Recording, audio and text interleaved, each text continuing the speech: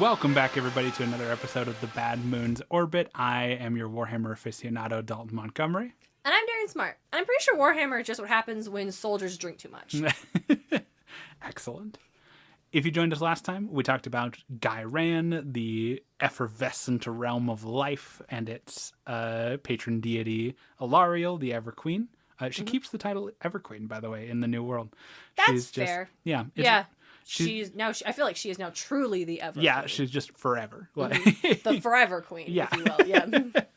Yeah. And this episode we hinted at last time. This episode we were following Sigmar into the dark, deep pits of Shyish. Let's fucking go. Darian Spelling Corner. I don't love Shyish, which is a shame because usually I don't like them because they aren't being like. They don't use the right letters for the sounds they want to make. Fair. And I feel like this one uses exactly the right letters for the sounds it wants to make. But I just don't like the way those letters look together. That's fair. Also, the Brits are really out here being like, it's pronounced Giran, but Shyish, but you're still using the HY in both of them. Right. And I don't tolerate that. Darian, after recording our last episode, mentioned that we forgot to do our game thing that we like. Yeah. I did, yes. I have one to start if you'd like. Please. Since we are going to be venturing into the realm of death today, I think I'll mention how one of my favorite tabletop RPGs handles death. So I am a huge fan of a tabletop RPG called Dungeon World. It is a classic fantasyification of the Apocalypse World system, powered by the Apocalypse system, if you will. It's kind of old at this point. It's probably close to a decade old at this point, which isn't super old, but it's old for tabletop RPGs. That's old for media, yeah, I would say. a decade? Yeah. For sure. Granted, Taz is celebrating its 10th anniversary this year. One of the things I like about it is when your character dies in Dungeon World, it is a roll. So you hit 0, and then you make a roll of the dice. You don't add any modifiers to it because death doesn't care how cool you are. And the outcome is dependent upon what you roll. There is a chance, and then after you make that roll, you play out a scene of your character meeting death. And that can mean, like, if you rolled really well, that can mean maybe you get a chance to circumvent your fate or delay your fate and return to the world. If you roll, game of chess. Yeah, 100%. Chutes and ladders. If you roll neutrally, you're probably dead, but it's a peaceful, it is a transitory death welcoming you as an old friend. And rolling poorly is just like, well, make a new character. Yeah, well, that's death took you. It wasn't pleasant. But I always thought that when that came out, that was a very unique thing. I was very used to, like, I cut my teeth on Burning Wheel and then 5th edition D&D, both of which are, both of which are very much like, all right, you're dead systems. So I thought that was a very interesting thing when it first came out. Yeah, that's really cool. That the opportunity to give your character an ending. Yeah. Even if it's not the ending you wanted. Absolutely. It's the ending the dice wanted, but it's a role-playing game. You still get the opportunity to role-play at the end. Absolutely. That's nice. Absolutely. It always makes me think of, part of the reason I like it is your friend Dalton is apparently just a huge fan of British fantasy properties. Because my favorite author ever is Terry Pratchett. Interesting. And that is also a very common thing that happens in Pratchett's work, is that when a major character dies, they will meet death. Because he's got death as an established dude. We the reader know who death is. That's our buddy. Death shows up a lot, but even in books where he's not like a focal character. Like when someone dies, he's probably there. And after a certain point in one of the books that I won't spoil, pretty much every time someone meets death, they're standing in just a field of wheat. Oh. Like both of them, like kind of chest high wheat, and that is where they have their kind of final conversation before death takes them wherever they're going. And so that's always how I've pictured it, like in that game as well, is like, you wake up in just this endless expanse of like a wheat field, and then you go on to whatever's next. That's very good. Okay, yeah, so I am actively just trying not to talk about Neil Gaiman's death, because it's not tabletop RPG whatsoever, but we invoked Pratchett, we invoked deaths. It's true. I think it's open. I think it's fine. We are sitting in a room that has not 1, not 2, not 3, but 4 pieces of Death of the Endless from the from the Sandman. I like literal physical things.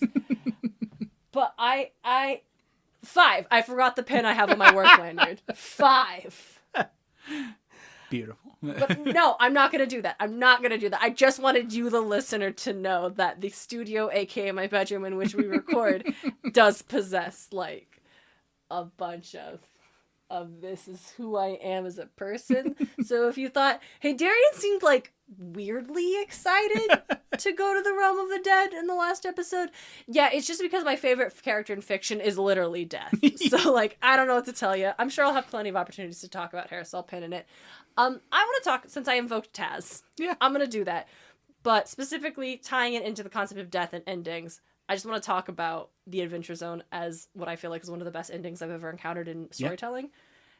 Yeah. And no spoilers, because it's like, what? Yeah. You're going to talk about the ending. This week, as we're recording, Lore Olympus finished, which is one of my other favorite stories. Yeah. I'm also do a mythology podcast. I think a lot about myths, but specifically the way in which we hold on to these stories, retell them, and recontextualize them as we go on, and how those changes reflect what we're trying to do. Yeah. And I feel like Lore Olympus does this masterfully. Yeah. And it was...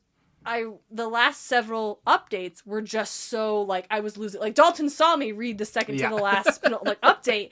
I was losing my mind. And then the finale happens, and it was good. And it was satisfying. And it made me happy. But I was just like, I have no complaints.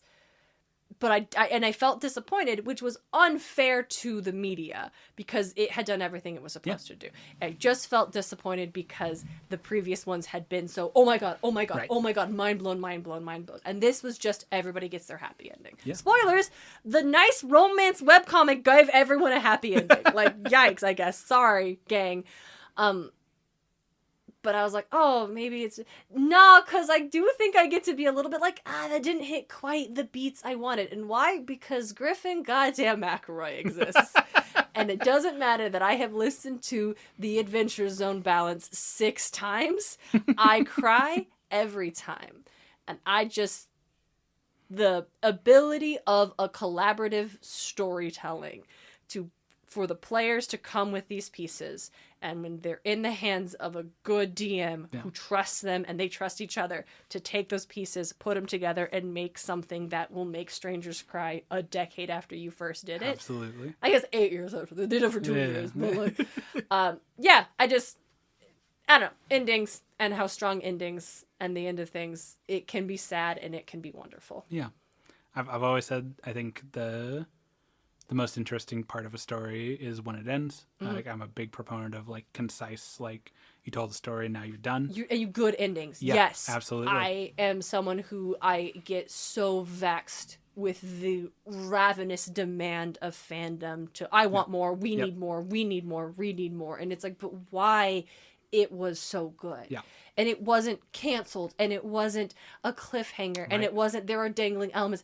It was told in its entirety, and it was good. And why is it not enough to be satisfied with something that was whole and good? 100%. I'm looking at you, Good Omens.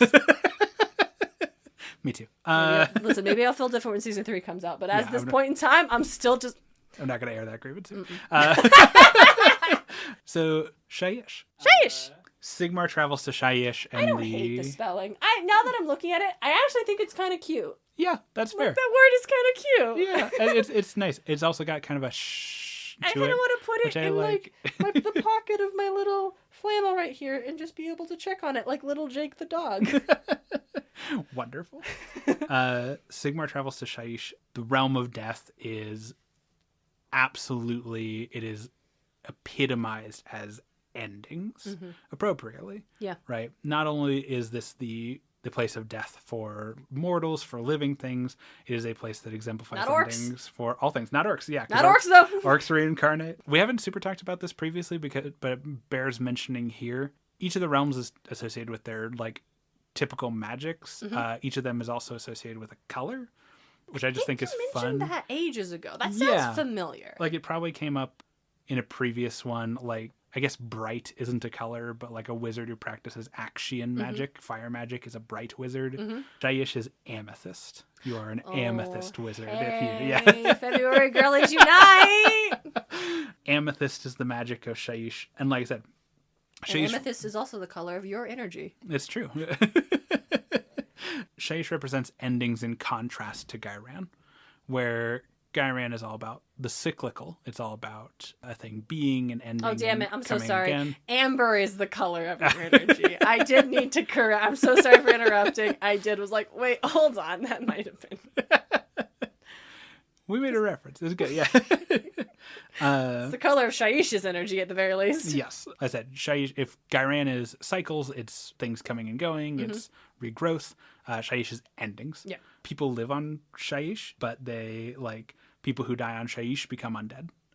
Their bodies cannot, like, go into the ground and, like, create new nutrients for new life. They just have to exist in this state of nothingness forever. That's existential horror. Yeah. Cities built on Shyish will be built, and they will exist for a while, and then they will, like, people will abandon them, and then they will crumble into ruin. Why? Because it cannot continue to be, like, the power of Shyish will literally force can't live it here. No, it's Get bad. in the portal and go to the place where the trees will eat you. It's really bad to live on Shyish. Can someone physically be born here? Yes. How? Bad. Bad. Okay. People born on Shyish are dour. They have no... people born on Shyish are depressed. We'll just call it what it is. Yeah. Like, there's no hope for the cycle. There's no hope for things to get better. In addition to its living population, Shyish is also literally the afterlife. How uncomfortable. Right? Anyone who dies in any of the other realms, their soul travels to Shyish. And belief has some kind of unspoken power in AOS. Like, that is the power by which, like, Sigmar became a god, for example, right? Like, he did a great deed and belief elevated him to godhood. People in the mortal realms and the rest of the realms, they'll have their cultural traditions about, like, what happens after you die. They'll have their, like, minor religious beliefs about the afterlife.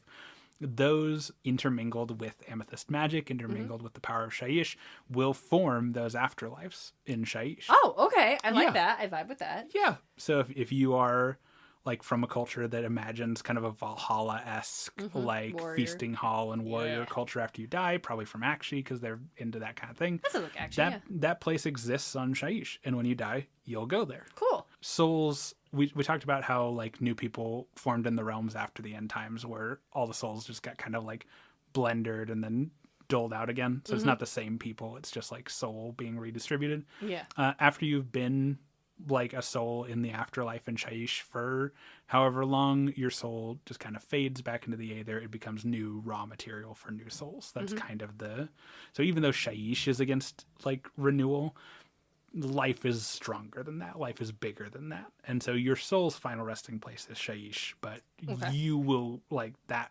essence will go on to be something more eventually. Okay, cool. Yeah, it's neat. It's a good system. There are hundreds of thousands of afterlives on Shyish for every culture or belief system, split across, like, any kind of divisions you can think of. Obviously, humans have thousands, dwarves have thousands. Elves don't really have afterlives at this time because they're still kind of new and they live a long time. So I don't think about that very much. No, yeah. My favorite example is that trolls, who we haven't really talked about much yet, trolls have an afterlife. Okay. Trolls in Warhammer. I can't believe this is the episode I'm going to talk about trolls. Yeah, I was surprised. Trolls are around, but we've never, like, trolls. Yeah. Trolls existed on the old world. They were kind of a weird, like, they predate the old ones, like dragons. Oh, so okay. They've always been there. Trolls are different in the new world, or in the mortal realms. We don't know how they got here. Okay. But they were also here before a lot of stuff. And they're not really... They're very weird. But to get to the by and large of it, in the same way that, like, a demon is like a creature of magic, where they're, like, immaterial in their base function, trolls are a creature of, like, yes. Yes. Like trolls are like an existence elemental. Okay. A troll just is, and they like that. I'm into it. They don't really do stuff. You can provoke them and then they'll get mad at you, but otherwise they're just kind of chill. All right. Most trolls will spend their entire lives, which can be thousands of years long, like sleeping in a cave somewhere, coming out to eat occasionally. Nice. And a lot of them eat rocks, so they literally don't even have to do that. All right, good for them. Yeah, sit in their cave and sleep. They have an afterlife. It's called Droog. Droog. It's a big cave. Aw, yeah. That's the whole thing. They just get to sleep in their big cave. Yeah, it's just a big cave with enough room for all of them to find a quiet spot to sleep. I like that. I like great. that for the trolls. Yeah, they're having a good time. So there's all these afterlives spread out across Shyish. And again, like stagnation is the overwhelming force of Shyish. Things don't change. Things only like crumble and stay like the same. Okay. Also, like I said, those afterlives are physically in Shyish, so like you can go to them. Okay. Yeah, right. That means very little at that point. You would think. Yeah. It's hard for a soul to leave Shyish. Okay. So we can't have like an Orpheus situation where like you you're go not taking and someone back, take your love out of Shyish, but you could go be with your love in Shyish. Ooh, but you it's don't. You shouldn't you don't do want that. to. That's not what you want to do. Absolutely. Okay. It's very hard on the living to like exist within Shyish for very long, for sure. But again, there's a lot of undead. Dead bodies just turn into undead naturally in Shyish. Cool. Yeah, right. What kind of undead? Like zombies or like vampires? Zombies, skeletons. We don't have vampires yet, but we're gonna soon. Ooh. And sentient undead do happen in Shyish. There's a lot of mindless undead, just like this is a body reanimated by dark just magic. A skeleton. Yep, this is just a skeleton. But we have ghouls, we have some skeletons who just are sentient, like they keep their wits after they die. Okay. Yeah, right? And of the human populations, of the like mortal populations that live on Shyish, having undead members of the community is not uncommon. Both in the sense of like we have these mindless undead to work the fields who we just kind of like point in a direction and hook them to the equipment. They're just equipment, yeah. But also like the town constable's a skeleton. Cool. And like we have to like infuse him with amethyst magic occasionally so he doesn't like go mindless or fall apart. But he's just as much a member of the community as anyone else. Okay. Here's the thing though. Now I will vacation in Shyish because it is Halloween town from the night before Christmas. A little bit, yeah. And I'm like, I'm a spooky bitch. Yeah, whatever. I'm already a depressed spooky bitch. So like, I was gonna say, let's you don't want to live in Shyish, but it's okay I to vacation visit. for Halloween. Yeah. Some people go to Sleepy Hollow. Absolutely. I go to Shyish. Absolutely. So where would Sleepy Hollow be in the mortal realms? I'm gonna say it's not in Shyish, but it's near a realm gate to Shyish. And like the undead comes through the realm gate. Like the Headless Horseman comes through the realm gate. Absolutely. To cause terror. Hey, I love the Headless Horseman. Yeah. And I just think he's great. He's so good. He's so good. He's so good. So that's kind of Shyish in a nutshell. It's covered in these afterlives. It's covered in these very depressed people and their skeleton friends. Me, I'm a very depressed person. My skeleton is my friend. And Sigmar arrives here. He sees all this, and like he's watching. We said his name last episode. He is looking for Nagash because he doesn't know what that meeting is going to be like. What? They did not part on good terms. Worse terms than the guy that killed his god? Yes. But he doesn't find Nagash in the flesh. Well, no, he's a skeleton. Yeah, he is a skeleton. But he finds... He's basically drawn to the center of the realm where there's this massive burial cairn emanating raw amethyst magic. It is almost unbearable. There's nothing within like miles of it because it's just unbearable to be anywhere near. But Sigmar, being a god, pushes through and he's like, okay, yeah, this is where he is. Yeah. And he unearths this burial cache. Hey, this is some like Adventure Time lich stuff. Maybe don't. He unearths this burial cache and he unearths Nagash. Nagash in the burial cache. Yeah. Yeah. The supreme necromancer. What a good title. He's got a visual reference on there somewhere. Let's he is big spooky. Ooh, I like this Sands of Time thing. Yeah. That's very good. Another Shyish-ian landscape. Yeah. Is this him? That's him. This fucking celestial looking motherfucker right Yep. there. Damn! Right? He a big boy. He's just a big skeleton, and he kind of looks like he's got skeleton tentacles. He does a little bit. Yeah. And there are books. He's just got there are books. books. He's got a vaguely Egyptian aesthetic. He with does. Just the headpiece. Then that'd be important. Yeah. Woo, tell me more. Yeah, I was gonna say. So let's talk a little bit about Nagash. Yeah. So Yeah, where'd he come from? yeah. So in the world that was, Nagash he's by far the oldest human, like, still relevant in the setting. Nagash was human originally. He was just a guy. Yeah, he was just a guy. Okay. Originally, he is probably older than Tyrion and Teclis. He's a contemporary of Marathi. We know for sure. Yeah, but after the Old Ones, but before the founding of the Empire, like Sigmar's Empire, the act that made him a god, there was a human kingdom. It was the first, like, proper human kingdom, like Egypt. humans moving out of tribes. Yep, and it is called Neheraka. Yeah, absolutely. It was called Neheraka. Nehekara. Nehekara? Yeah, it was. Yep. It was Look called at those Nehekara. strong cuss sounds. And it was Yeah. super Egyptian Glad coded. we got the pop filters. Absolutely. Nehekara was the first, like, proper human civilization. They were along the River Nile equivalent, and so they invented agriculture. This is my new favorite. Oh, it's so good. I love Nehekara. They rose to be a power in the region, and they eventually settled into a place where, like, business as usual stuff was good. They had pushed out their, like, rivals in the area. They had a strong farming culture and, like, priesthood and all of the, like, managerial and, like, trade stuff that you associate with, like, what made Egypt a powerful nation. And their leader at that time, a man who I'm only going to say one of his titles, Chat. What? The king at that time, a man named Setra the Imperishable. Yeah, okay, man. Sure. Who, his big thing, and I'm not going to say the rest of them because I don't know them and it would take us all day. His big thing is that he has over 100 canon titles. Sure, man. Yeah, and people will, like, love to, in any conversation where he shows up on, like, Reddit or whatever, people will post, like, oh, do you mean Setra the Imperishable?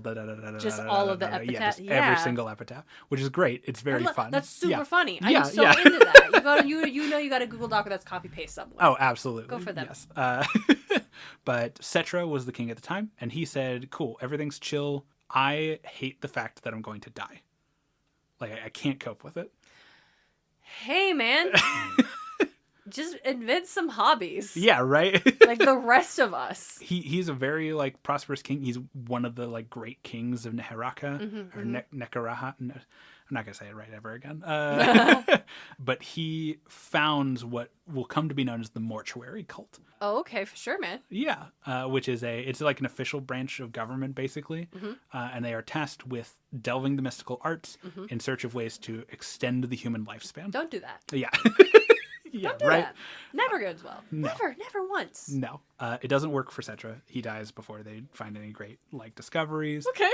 But over the centuries, they make discoveries. They learn new knowledge. They gain some mastery of the amethyst wind of magic, the wind of death, to stave off death. Yeah. And a lot of kings after Setra have unnaturally long lifespans. They're able to preserve them and prevent it. Oh, man. Poor Setra. Right? Poor Setra. He I guess, not quite so imperishable, huh? Right. So jump forward, I don't know, like 500, 600 years probably. Okay.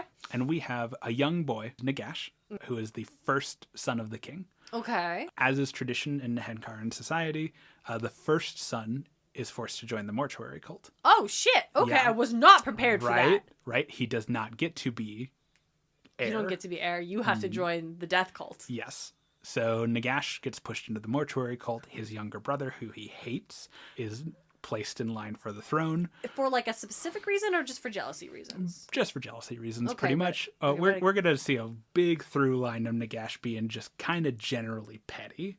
Okay. And again, the hello, you were born first, go study death magic probably isn't, like, a great, well, your brother gets to be king probably Yeah. isn't a great start. But yeah. But I imagine it would be, if it was flipped, you'd feel the same way. Right. Yeah, for sure. Yeah. So Nagash joins the mortuary cult, which is as intended, as is tradition. He learns the secrets of the mortuary cult, how to supernaturally extend life, but it's not enough for him. Of course it's not. He's a petty bitch. He thinks the mortuary cult is like they're resting on their laurels. Like he learns everything he can from them, but by this time they've kind of stopped making new discoveries. They've kind of pushed the limits of what they're willing to do. Okay. And so he says, there's more, I can see more threads here. Y'all just aren't willing to follow them. Okay. And we need something else to jumpstart here. And this is how we know he's a contemporary of Marathi. Because he finds some dark elves. So this was after the split. He finds some dark elves that have been taken prisoner because they were trying to infiltrate like the royal courts and stuff. Yeah, very Marathi. And this is, we're going to put one up on the bad dude counter for Nagash. He tortures the secret of Olguian magic out of them. Oh, yeah. Not a good thing. Not great. Okay. Not great. So it's a 1 on our yikes counter for Nagash, and that counter is going to skyrocket here in a little bit. He's not a good dude. Okay, yeah. So Nagash learns the secrets of like shadow magic from them, and he uses that, specifically the You're not power supposed to use more than one kind of magic. Correct. I don't like that. He uses shadow magic's ability to create falsehood, to manipulate and create illusion, and mixes it with his understanding of the mortuary cult's magic to invent necromancy. Necromancy is a combination. You said he was a supreme necromancer. Yep. But he invented the practice. The very first. Okay. Yep. Hell yeah. He, like I said, necromancy in Warhammer is a mix of Shyish and Olguian magics because it is the manipulation of death, but it is also the false life of the undead. Right. Cool. Very cool, actually. Right. Yeah. It's very good. So Nagash figures that out. He schemes a little bit. He pulls a coup to overthrow his brother. Yeah, of course he does. That's clearly what he wanted to do from the jump. Absolutely. He gets some... Hey, did it... It's shocking. This is the first time it had happened in almost 600 years. Hey, older brother, you don't get to be king. Go learn creepy death magic. Hey, younger brother, why don't you just be king? Do you know magic? Doesn't sound like it. Right. You would think it would have happened before this, but nope. So I gotta assume there was something in their childhood that had him be like, nah, fuck this guy in particular. But he was just a petty bitch. He's pretty much just petty, yeah. Okay. So now he's Pharaoh, king. Yes. I think his coup, like, I think he kills his brother, but I think his coup largely fails. Like sorry. Nagash's history is so fucking wild. Okay.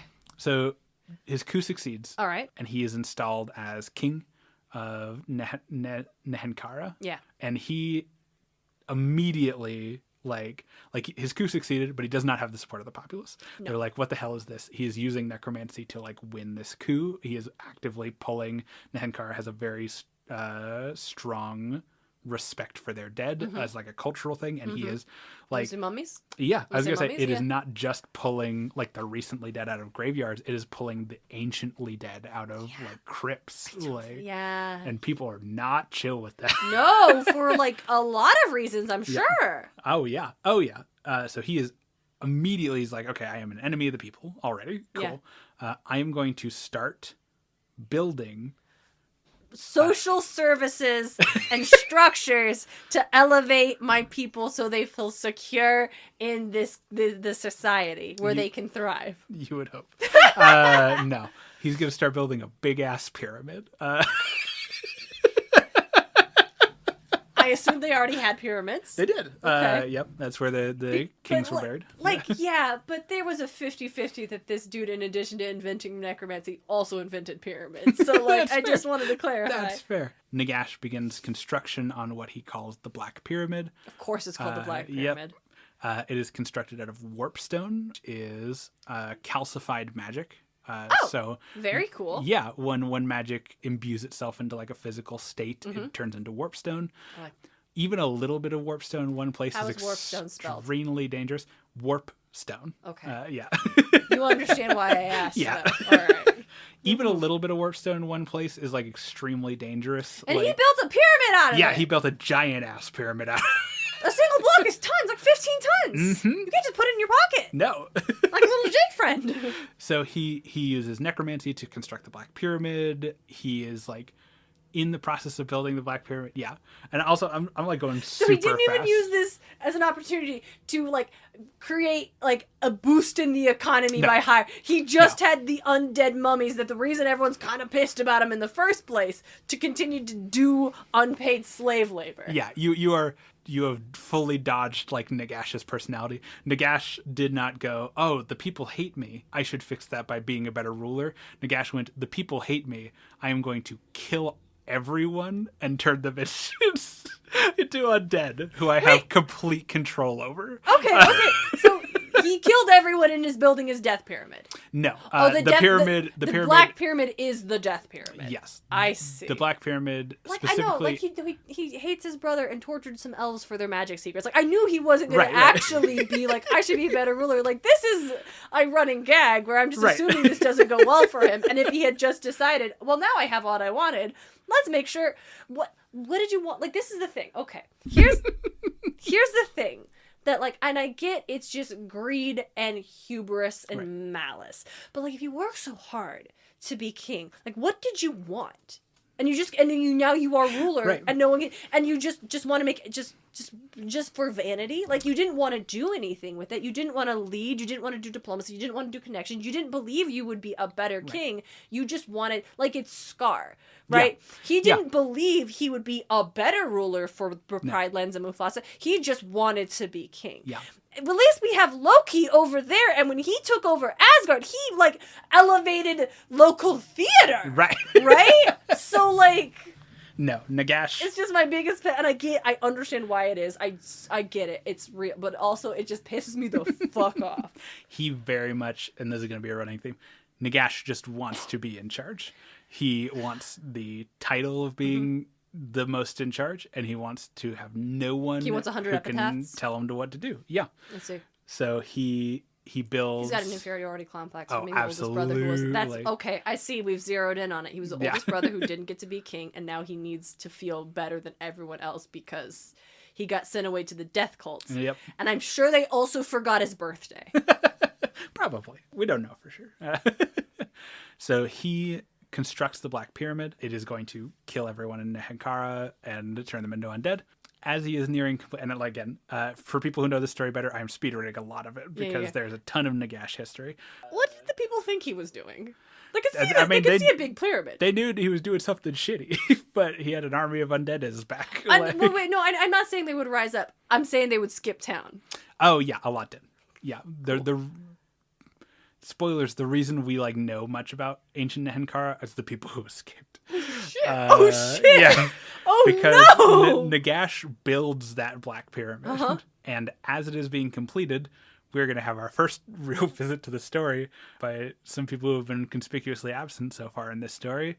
Skaven fuck it up. The rat people. The rat people. Yeah. Oh my god, the rat people. Yeah. So not for an altruistic reason. No, because they don't have the societies didn't respect them enough. No. Skaven revere warpstone. They have it's like their main natural resource. During and approaching the end times, Skaven were some of the best engineers on the planet, using warpstone as their main fuel source. That's cool. A lot of Skaven eat warpstone, which fucks them up terribly. Oh no! So it's not a cool thing. It's a compulsion. It's like a half and half because the most powerful Skaven wizard in existence eats warpstone. He's addicted to it. He's the exception, not the rule. But it does also make him crazy. So all right, cool, man. Nagash had to plumb Skaven tunnels and mines and stuff to get all that warpstone, and so they send one of their clans, Clan Eshin, to sabotage the Black Pyramid right as it's being completed, and they do. Okay, I love it. But they don't really know what they're doing. They just sabotage it. Yeah, okay. So the Black Pyramid does still kill everyone in Nehenkara. Okay, it was wait. Was he trying to kill everyone? I don't think so. I think he was just trying to kill everyone in Nehenkara. He's Okay, still so he succeeded. he's still very much in his I'm going to be the absolute ruler of Nehenkara. My solution to people disagreeing with me is killing them and making them into zombies. I hope you're really good at literally everything you need Right. to live comfortable, because you're going to have to be in charge of those zombies to cook your food and make your bed and get your clothes. And if you don't know how that shit is done, you're having ramen noodles for the rest of your life, my man. The Black Pyramid is sabotaged. It still ends up killing everybody. And then in what way did we sabotage it? It still did its purpose. It still resurrects everyone as undead, but they're not under Nagash's control. It brings them back with their senses intact. From this point forward in history, Nehenkara is called the Deadlands because it is an entire civilization of undead. Undead how? We talked, or mentioned it. So like sentient, skeletons, capable skeletons like in mummies? the Deadlands. Yeah. Well, they probably be skeletons. mummies. Skeletons no one would have and mummified them. Yeah. If it just killed them all, they would just be bodies. Commoners and like the mass folk are skeletons. But the Black Pyramid brought the ancient like dead kings back too, with their senses intact. We very suddenly have just like a ton of ancient Nehenkaran kings who are all used to being king, who are all alive at the same time and have no way to like figure that out.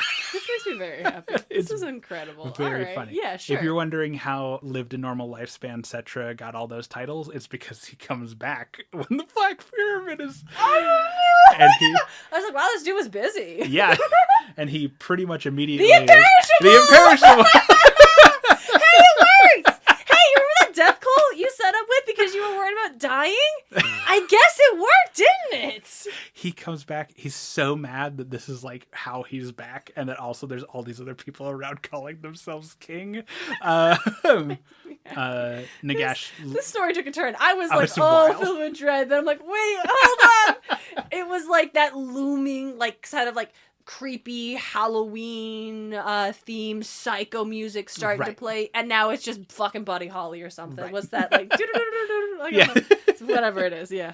So Nehenkara comes back, and they're all of their own like mind and body. Nagash suddenly doesn't have an army.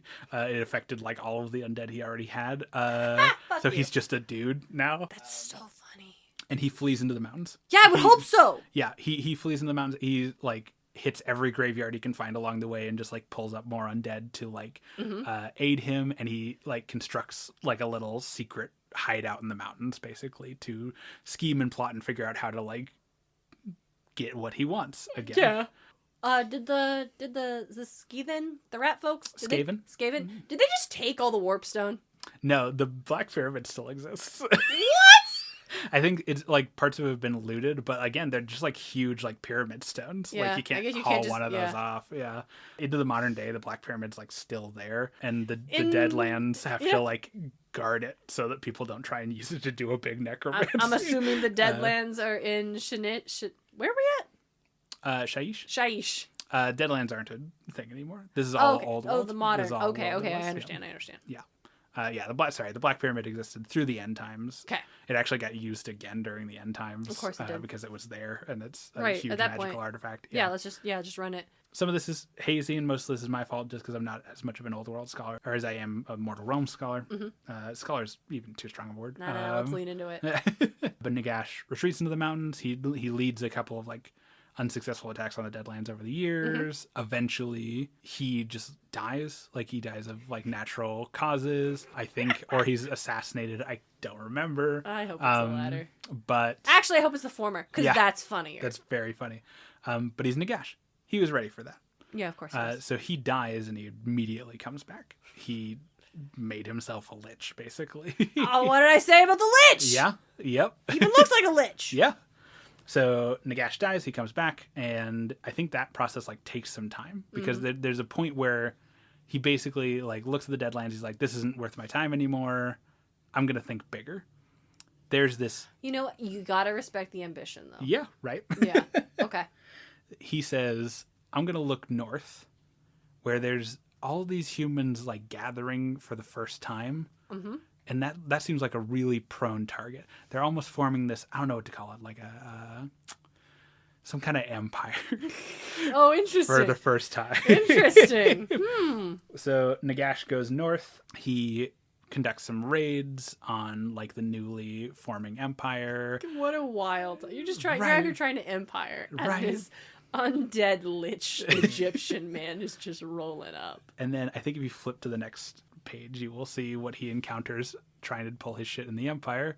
Hey, that's spooky, scary skeletons. Oh, sorry, that's just Nagash Yeah, again. I figured that was him again, but I was like, whoa, now he's got skeleton horses. Yeah. Now we see him, the previous one was all cloaked in shadow. Yes. Now we see him in broad daylight, and oh my god. He's oh a my lot. god, why does he have tentacles? When you don't have enough arms and you're the undisputed master the of Vikings! necromancy. They said fuck off! That's not just the Vikings. Look at that man. Is that Thor? That's Sigmar. That's Sigmar the Hammer, because Sigmar's got the hammer and he says, fuck you, I'm building culture. I forgot. So you said empire, but if you had said civilization, but These are the tribes that Sigmar put together to create the Empire. Oh. This is while Sigmar is doing the act that earned him godhood, Nagash comes to raid like the Empire's lands and turn it into his own Empire of Death. And he encounters Sigmar, and Sigmar blasts him into oblivion with the titular warhammer. Galmaraz, the warhammer that the Citic is named after, is like a holy artifact. He hits glowing. He hits Nagash so hard that whatever like safeguards and whatnot he had on his soul to bring himself back just like failed. And Sigmar's not a god yet. No. This is the thing. This is one of the things he does that gets him godhood. Yes. And this is not it. It is just... This is the mortal man Sigmar overcomes the supreme necromancer in defense of his empire. You're hitting him so hard with a hammer. This podcast makes me so happy. Fucking incredible. Oh, okay. And all this is old world, right? Yeah. So like Sigmar kills Nagash. Yeah. Sends his soul flying. Nagash's soul does not go to the afterlife. Like one of his like protections holds, and Nagash spends the next 1,000 or so years being just kind of a discorporated spirit, wandering the lands, influencing people to do necromancy and to like re-empower him in that way, slowly trying to reorchestrate This is some fucking chaos. Like demon absolutely. shit. Nagash is, of people who were once mortal, Nagash is like just pushing up against the chaos gods in terms of power. He is one of the most powerful entities in existence by this point already. Sigmar needs to hit him in the face again with a hammer, I think. Right. Move on. Does Sigmar still have his hammer? He does. Okay, good. Yeah, he's been fighting god beasts with it. Of course he does. Yeah. We talked about this. It's been a few episodes. Yeah, you're fine. You're fine. A few episodes in many, many months. Yes. Yep. Nagash exists as a disincorporated spirit for a long time. He takes on apprentices just by like whispering into their dreams. Of course. One of those apprentices is actually a fellow like Nehenkaran who escaped. And you want to be this girl's apprentice? Do you Oh know yeah, who you're talking to? she saw that power and she's like, yes, absolutely, I want that. Listen, you got a girl boss sometimes. Yep. She took the books. I should mention the books. So when Nagash was developing necromancy, he wrote several books on the subject. As you do. Basically his research notes. Those would come to be known as the 9 books of Nagash. Cool. And they are... I'm glad it was 9 and we could have like a alliteration here. Right. What about the 7 books of Nagash? The 10 books? It's just not the same. And they are like the ancient secrets of necromancy. Anyone in possession of all 9 books could recreate the Black Pyramid. They could like do all of the things that Nagash does. We might need to burn these books. Right. And I'm not an advocate of that. I'm not. I'm just saying sometimes it's too dangerous to let the 9 books of the Supreme Necromancer just continue. Not all of them. Like one. We burn one. Let's burn book number 5. If you destroy a book of Nagash, it reincorporates. They cannot be destroyed. Yeah. People have tried. Oh, trust me, people have tried. Yeah. Okay. Well, The books themselves are undead, basically, which is wild. so metal. But yeah, a Nehenkaran priestess named Neferata. She finds several of the books, but their information is incomplete, so she has to try and finish the like rituals of necromancy herself. Okay. She incorporates blood magic in them, and Neferata is our first vampire. Yeah. Yeah. All right. There we go. Queen of the Damned. That's what Yep. I've been in Egypt too. This is what I've been Yep. fucking waiting for. 100%. Neferata can't really be a vampire at a place that's all skeletons. Not helpful. Yeah. So she travels north. Don't go too far north. Yeah. There's a guy with a hammer up there. She does eventually like spread the curse of vampirism to human noble bloodline called the von Karsteins. Yeah. Did she pick him based off the last name? Right. And they from Castle Drakenfels. Oh, really? Yes. Yeah. What was that? I'm sorry, one more time. Castle Drakenfels. Interesting.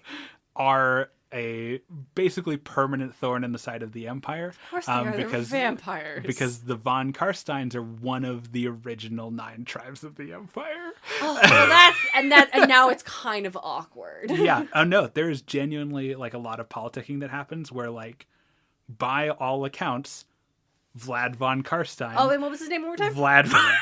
Vlad and Carmilla von Karstein. Oh, really? Yeah, interesting. yeah. Please go on. Are like the correct representatives for Sylvania, which is where they're from. What was that? I'm sorry. What was Sylvania. Interesting. Okay. Yeah. Like they are the Empire's representatives for Sylvania, like by all legal authority. They also just happen to be vampires. They are vampires. They're great. But skipping forward a little bit, so we have like the Vampiric Dynasty. One of the von Karsteins, a Manfred von Karstein, becomes like a big devotee of Nagash. You did before you got to the second syllable. My brain said diva.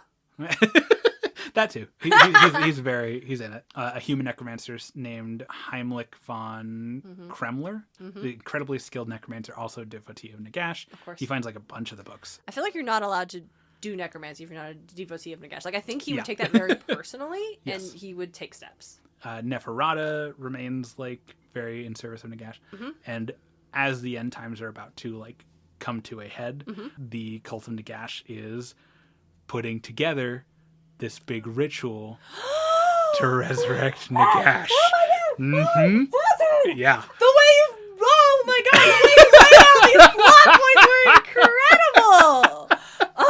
This is great because I feel like if you've been listening as episodes released and you have the space in between, I think that's like, oh my god. And then if you don't know anything like I do and you're just binging them all, it's like, oh my god, I saw all the pieces back to back to back to back. That was very good. Oh my god. So yeah, Aliathra is Tyrion's daughter and the future Ever Queen. Yep, is one of the 9 sacrifices used to resurrect Did Nagash. they pick her on purpose, or was this an accident? Powerful priest. It was powerful priests and spellcasters. Okay, and so they just grabbed her. Did they know about the blood curse? No, they didn't, because no one knows he's her daughter. Yeah, that's it. God, They knew his daughter. They knew she was going to be the next like Ever Queen, and so she was a powerful like priestess and magic user, but they didn't know about the blood curse because it was a secret. Yeah. Oh my god. And Teclis could have told them, and it would have spared like Tyrion's daughter. But they still would have done this. Yeah, they would have picked someone else. Was that like the only fucking option you had? Was there not maybe a plan B about just not letting the thing happen at all? Teclis did not think he would have the power to stop it. He thought that even if he disrupted it this time, it would happen in the future. But this guaranteed Nagash would not come back at full strength. Yeah. Right? It's very Teclis. It's very Teclis. And we're assuming Nagash was definitely on the side of chaos. Not on the side of chaos. Nagash is his own side. That's true. Nagash would never. Nagash is too petty. He would never. Correct. I mean, he would not help. No. But he would never be on the side of chaos because that would imply that chaos has more authority than he does. Yeah. And he could not stand such a thing. Chaos wants to destroy the world. It wants all the mortal souls for itself, to assimilate them and make them part of chaos. That's unacceptable. Yeah. All souls not belong to Nagash. That is so metal. But the ritual happens. Nagash does re-enter the world in like a disempowered state. Okay. He is still monumentally powerful by the I'm gonna hit you with the double. This episode. He's still monumentally powerful by the like measure of other people in the setting. Okay, yeah. But he is not at his full power. He was expecting to re-enter the world like ascended to godhood. And he's not. And he's not. And he's going to find out that guy that hit him with the hammer is a god now, and he's going to be so fucking pissed. Yeah. Wow. Of course Nagash wants to roll up as a god. Like, that's all he would ever want. What's a king to a god? Yeah. He wants to be the god of the dead, and he wants everyone to be dead. So he is just the god king of all he's things. The god of everything. So he like comes back in. He's not ascended to godhood. Unacceptable. He sends out his he comes back into the world, and he elects 9 powerful undead and or necromancers to be his like black riders, basically, to carry out his will. Those people are called the Mortarchs. That's Neferata's with them, Manfred's with them, etc. I don't know the details on this. I just know that it happens. Do you remember a couple episodes ago when we were talking about the dwarves? Yeah, I mean, I remember we did an episode where we talked about the dwarves a little while back, Yeah. There's 3 big dwarven gods. Yeah. There's Grungni, the god of crafts and, like, making things. Grimnir, the god of oaths and vengeance. And then he was the guy that was like, we need to square up immediately. I need to Venmo you right now. Yeah. Yeah. And then there's Valea, Yeah. the goddess of the hearth. Yeah. Valea is the goddess of the hearth. She was also the dwarven goddess of the dead. She was the caretaker of dwarves who had passed on. And part of her thing is the goddess of the hearth. At the end of the dwarf episode, we talked about how she's not in the mortal realms. Yeah, no, right. Because she was one of the 9 riders? No. Okay. Nagash sends the Mortarchs out, and I don't know how, but they capture her. Oh, and shit. Nagash kills her. To be a god? To ascend to godhood. Jeez. Oh, because it worked for the other guys. He stole her divinity, basically. And she's dead. She's just gone. Yeah. Interesting. Nagash ascends to godhood, and Sigmar needs to hit him in the face with a hammer. We got other visual aids. What else can I look at? Can I swipe? Yeah. Because the next one should be some of his Mortarchs. I hate this one in the middle. I don't remember who that is. Doesn't matter. This little guy. And I love a weird little dude. Yeah. That is Neferata. I definitely figured. And a little just skeletal servant she put together. When she was 6? Like, why does he look like this? I think he's, like, part goblin. Like, I think he's just... a lot of parts of goblins, I think sure. it's just, like, an amalgam of bones. Like, I don't think it's any one creature. Yeah. You can't just say the words amalgam of bones. Like, it's just having a normal conversation. That should be Neferata. I think Manfred's in there. He's bald. Yeah, I see a bald dude, yeah. And I don't remember who the last one is. I mean, he kind of looks like our petty boy. Oh, I forgot Archon. Yeah. Who the fuck is Archon? Archon was also Neferatan, or not Neferatan, Nehenkaran. Yeah. Nagash. He was actually one of Nagash's apprentices before. Oh, before like this all the Black popped Pyramid. Up. Yeah, I can't believe I forgot Archon. He is called Archon the Black. It's because of his dental health, which is very funny. He just had like super gross teeth. Or did he have a lot of fluoride? Because it can also turn your teeth black. Probably both those. But that's what he got known for in life. And then when he got motherfucker, do some flossing. Right. And then he got resurrected by Nagash as like an undead servant. And he just took Archon the Black as his like spooky name.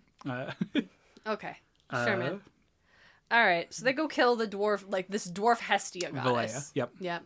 Nagash ascends to godhood, and I'm not sure on the timeline on this. There's a lot of not sures in this one. Nagash has a ton of history. But basically... I'm going back to the picture where Sigmar just hits him in the face with a hammer. That's fair. Okay. So the world's in dire straits. Yeah. Right? Yeah, it's not helping. It is the end Did times. they think bringing him back would help with the chaos thing? Or, like, what was the plan here? No one wanted Nagash back. Yeah. Like, Nagash is bad. That is a fight on two fronts. Yeah. Now that Nagash is back. But what was the cult thinking? Why were they doing this now? Were they just, it was unrelated to the end of the world? The cult of Nagash thought that Nagash could beat the Chaos Gods. Okay. They thought he could just kill everyone, and then he would be the unquestioned god of the dead, and there's nothing Chaos could do anymore. Okay. Right? The people trying to fight back Chaos, the like alliance of like the incarnates, well, he's and here all of them. now, Yeah, so... he's here now, and we need someone to bind Shyish to. And there's really only one option. What's the option? He's a big skeleton. Oh! It's Nagash. Techless, being techless. Yeah. But wait, isn't he a god? I guess that doesn't matter. He binds Shyish to himself with himself. Right, because the winds aren't... They are gods, but they're magic. They're magic. The winds are pure magic. But you need a god in the binding. That's right, because that's what Cain was doing. Okay. Yes. So... it's a very techless move, right? Where he's just like, hey, if chaos takes everybody, Nagash, you don't get to be your supreme, like, Lord of the Dead, and we could use you in this fight. And everyone's like, no, what the fuck? But They were right. Were they right? Because how'd it play out, Dalton? No, yeah, they lost. Yeah. But they bind Shyish to Nagash because he's really the only candidate for wielding it at this point. Yeah, I don't think there's anyone else around. Yeah. Yeah, the only other skilled necromancers in the world are all like sworn to Nagash. They're not going to willingly take the binding. Yeah, Nagash is basically the god of death. You wouldn't let anyone else do it. No, yeah, absolutely. And so they bind Shyish to Nagash, and then the world dies, and Nagash is here now. And you mentioned, I mean, was the I hit you in the face so hard you died one time, we didn't part on good terms? Yeah. Or was there another? They just didn't interact. No, like, Sigmar just avoided that guy. Yeah, they like didn't interact during the end times basically at all, but like Sigmar put Nagash in his grave for good the first time, like, or the first proper time. Yeah. And also, he's a big, awful, backstabbing bastard. And Sigmar super didn't want to run into it. Yeah, I don't blame you. I totally get that, Sigmar. He's after chaos. Nagash is the biggest threat. Like, yeah, because he wants to kill everybody. Yes. Not even for, like, a stupid pseudo-moral reason, like, life is corruption and everyone should just die, or, you know, is balance. Some, like, stupid Thanos. Like, nothing. It's just because he wants to be in charge of everything, but he won't do anything with it. Correct. He just wants to. Could we just lie and tell him he's in charge? What if we just did that? What if we? Hey, you're king of the gods. You're king of everything, and just like tell him that he's in charge. Would that? I feel like that would solve the problem. No, he wants everyone dead, and he wants to be sure. He is the also because being king the first time didn't work. Right. Supreme necromancer, absolute unquestioned god of death. Sigmar frees him from the cairn. Yeah. But did you have to? He didn't have to, but he basically comes to the same conclusion that Teclis did in the old world. Mm-hmm. Now that worked for Teclis, right? I know there's a questionable move for Sigmar for sure. Like, made all these choices that didn't pan out, and here we are in the Age of Myth in our new world, and we're just doing it again. We're like doubling down on the choices that did not work the first time. He does pause before he unearths Nagash. Sigmar thinks, like, he's trapped, I could leave him. But the two things that make him turn against that is, if I don't free him, he's going to get out on his own eventually. And then he's just going to be a problem, like, en masse. Mm-hmm. This is my chance to, like, ingratiate him, or at least, like, establish some kind of, like, I still got Galmaraz here. Like, yeah. This could be a holdup as much as anything. Okay. And even with everybody I found so far, last time we lost. Yeah. Trying to do it again without down. Potentially the most powerful person I've found so far. Yeah. I can't take that risk. Even though it is a risk, it is a huge risk. I can't take it. Okay. So he frees Nagash, and surprisingly, Nagash plays nice. He gets freed from the cairn. He thanks Sigmar for freeing him, and he happily agrees to join his pantheon. Sure. Yeah. Totes my goats. Here's our Wi-Fi password. I totally didn't accidentally leave out a character. Sigmar does not want to spend any more time in Shyish. I'm sure. He accepts Nagash's. I'm sure Sigmar, having spent eons on a literal dead world, isn't super jazzed about being in the realm of the dead. No, he hates Shyish. Yeah. It's probably his least favorite realm. Yeah. And it's ranked below the one where the trees will eat you. Correct. Yeah. Sigmar basically pieces out. He's like, we're happy to have you on the Pantheon. Like, chaos will be here again, and I'm happy to have your support. He's playing it very diplomatically. Yeah, you need to go revisit the Life Goddess and be like, no, I get it. However, I do have the Death Guy here, and I kind of need you also to be around to balance that out. Right. Like, and Sigmar leaves. He heads back to Azir. Yeah. Because he's going to start making preparations for, like, with everybody on the team now. Yeah. Like, the Avengers are assembled, and several of them are shady as fuck. Yeah. But he's going to start making plans for, like, when chaos shows up. And Nagash, freed from the cairn, goes, great. I am the god of the dead. Yeah. In the land of the dead. Yeah.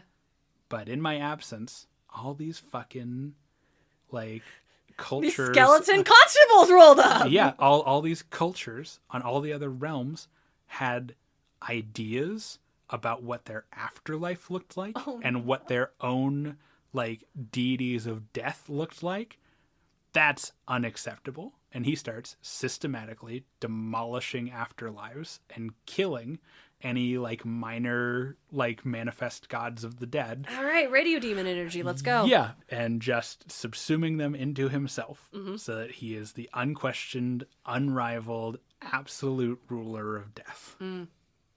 Nagash. Nagash! And that's Nagash. Like, he just kind of keeps doing that. He starts scheming. Yeah. Obviously, he is nothing if not schemes. Right now, during the Age of Myth, he basically makes himself busy subsuming all afterlives and deaths into himself. Those elves chained up a chaos demon. They could chain up this guy if we called him, I'm sure. He's an ally for now, and they need him. Like, but This doesn't work. None of this works. No, The yeah. Age of Myth and the Age of Sigmar, and no one's friends. So, You- like, why? you can see why it started good, right? It's like, yeah, we got a dwarf. One of them died, but we got a dwarf we like. We got the elves who are on our side. We've got Gorka Morka. He's having a hoot, going fighting stuff. Now Marathi's here, and she's plotting something, but I guess we can trust her because she doesn't want the world to fall to chaos either. Oh, Nagash is back. Okay, I guess if he helps us fight chaos, but then what are we gonna do about Nagash? Yeah. Right? Like, if that works, then what do we do about it? Yeah. Yeah, because that's the thing, right? If it works, if they fight chaos, and if they win permanently, then you still have the Nagash problem. So that's where we are. That's just where we are. That's where we are. This is kind of the end of our tour of the mortal realms during the Age of Myth. We've talked about all 8 realms. We kind of followed Sigmar's rediscovery of the other gods of the Pantheon. This is Sigmar's Pantheon going forward. Are there any women here? Yeah, Marathi's not a god. Alariel is technically part of the Pantheon, even though she's not, like, real big in it. Okay. But I think she is the only one. Marathi, like, technically plays advisor to Malarian, Just so she's, let like, Marathi be there. a goddess. I don't Right? get why... I can't not. There are so many of the gods, and literally... the only one is the life goddess. Yeah. And I would have been extra mad if it wasn't a life goddess. Right. Like, if it wasn't literally Mother Nature, like, I'd be extra annoyed. Right. But it's like, okay. You did... Okay. Yeah. Like, we made this choice over a dozen times? Yeah. Okay. And we'll start to see some more... I feel like Age of Sigmar, when it first came out, was still kind of battling that, like... Because the old world was a lot worse about stuff like that. I'm sure, There are, like, yeah. basically no important women in the old world, which is unfortunate. Don't get at me, commenters. Or do. We'll block you. Yeah, right. Like, let us clean house. And Age of Sigmar was still kind of on that bent when it first came out. Like, it was Yeah, still trying I to kind of mean- be the old world again. But I can definitely, like, happily say it's gotten better in the time since. The, like, spoilers for the Age of Sigmar. The leader of the largest human settlement in the setting now is a lady named Talia Vedra, who What a rides a great name. manticore into battle. What a Yeah. great beast. She's great. Okay. The Flame of Hammerhall is her title. Cool. Just incredible, like, war marshal, general, governor lady. Great. I like Anyways, that. but yeah, it's definitely a thing that we're going to see level out a bit more as we get more into going on in Age of Sigmar. But Yeah. No, and I liked it. I liked it. Yeah, I yeah, think like, no, all no, the no. characters have really compelling things. It's just like we got to the very end and I'm like, oh, okay. yeah, Marathi's not a god. The only make her the only dwarven goddess is dead. Is dead. Nagash killed her. Yeah. Okay. But that's the tour of the realms. That's Sigmar's Pantheon. Remember when you wanted this to all be one episode? Yeah. I'm glad sat down and you didn't. tried to be like, all right, we're gonna do episode 0. It's just gonna be our prequel. I was like, no, I'm teasing you because No, yeah. been there always. I'm like, yeah, we'll Absolutely. just do this. It's like, well, that didn't work. Let's revamp everything. So, listener, we have covered the realms. You might be wondering what next episode is going to look like. We talked a little bit about it at the end of the Olgu episode, that after the Age of Myth. I should have saved that comes question for this year episode, but I was just over. Like, I needed to know. After the Age of Myth comes the Age of Chaos. In other words, stuff goes bad fast. So, is it because maybe someone kidnapped one of the chaos demons? And they're definitely gonna notice? We're going to find out. If you are waiting to hear what next episode is going to be, we have a little bit more that happens in the Age of Myth. It doesn't just immediately go to shit. So our next episode is going to be, I've titled in my notes, From Myth to Chaos. I love that. We're just going to cover what happens That at the end of the Age of Myth that turns it into the Age of Chaos. Okay. And then we will talk about the big events of the Age of Chaos, because there are many, and we're going to see some old friends. Oof. What? Okay. Oh, I wonder who we're going to see. I wonder who our friends are going to come knocking. But in the meantime, I have been Dalton Montgomery. And I'm Darian Smart, and I need a drink. Thanks for being here.